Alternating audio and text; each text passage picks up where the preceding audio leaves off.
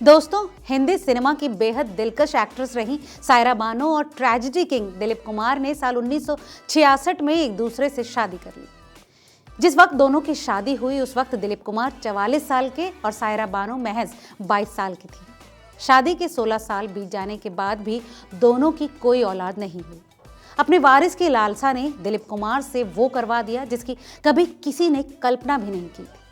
दिलीप कुमार ने बिना किसी को बताए चोरी छुपे आसमा रहमान नाम की एक महिला से निकाह कर लिया। बच्चे की लालसा में उन्होंने दूसरी शादी की थी, मगर उस शादी से भी न तो उन्हें कोई संतान हुई, न ही वो शादी टिक पाई।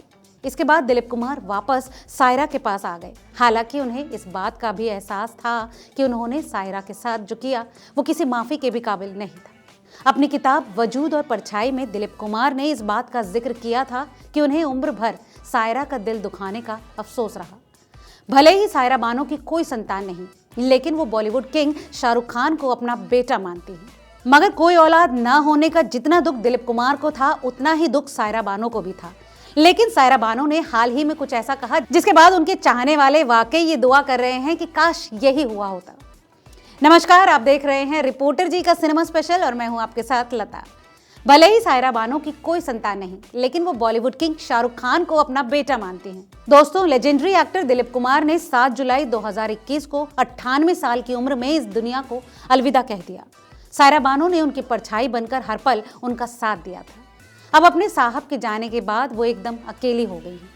अब अपने खाली वक्त में सायरा बानो सोशल मीडिया के इंस्टाग्राम प्लेटफॉर्म पर काफी एक्टिव रहने लगी हैं और अक्सर अपनी पुरानी तस्वीरों के साथ उनसे जुड़ी कहानियां फैंस के साथ शेयर करती हैं। कई महीनों पहले उन्होंने इंस्टाग्राम पर एक लंबा चौड़ा पोस्ट शेयर करते हुए शाहरुख खान को लेकर अपने दिल की बात कही। उन्होंने बताया था कि उनके साहब यानी दिलीप कुमार के निधन के बाद उन्हें सांत्वना देने वाले शाहरुख ही थे। सायरा बानो ने अपनी इस पोस्ट में ये भी बताया था कि वो चाहती हैं कि अगर अगले जन्म में उनका बेटा हो तो वो शाहरुख जैसा ही हो। अपनी इस पोस्ट में सायरा ने लिखा था, पहली बार मैंने शाहरुख खान को तब देखा था जब कई सितारे एक इवेंट के लिए मिले थे। मैं उन्हें देखते ही समझ गई कि वो शर्मीले हैं और आगे आने में झिझक रहे थे। मैंने ये भी देखा कि वो बिल्कुल मेरे शहंशाह दिलीप साहब की तरह दिखते थे। मैंने कहा कि अगर मेरा बेटा होता तो वो भी उनके जैसा ही होता। एक और बार जब शाहरुख खान मुझसे मिले तो उन्होंने प्यार से मेरे सामने झुककर आशीर्वाद मांगा था। जैसे ही मैंने उनके सर पर अपना हाथ रखा और उनके बालों में अपनी उंगलियां फेरी, मुझे फिर से दिलीप साहब की याद आ गई।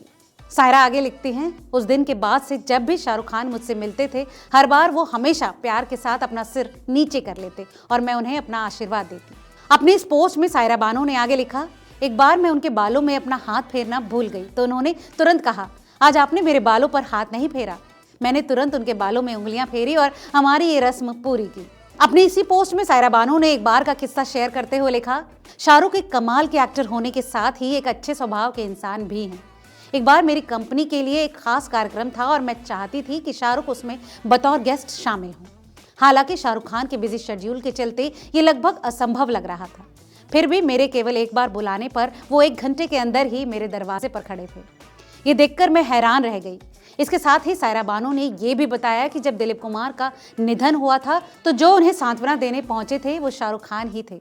इन सब के अलावा सायरा बानो ने अपनी इसी पोस्ट में बताया था कि शाहरुख खान ने दिलीप कुमार की फिल्म मुगल-ए-आजम के पोस्टर पर उनके साहब के ऑटोग्राफ करवाए थे और उस पोस्टर को शाहरुख खान ने अपनी प्राइवेट थिएटर में संभाल कर रखा है। तो दोस्तों, देखा आपने किंग खान और वेटरन एक्टर सायरा बानो कितना खूबसूरत बॉन्ड शेयर करते हैं।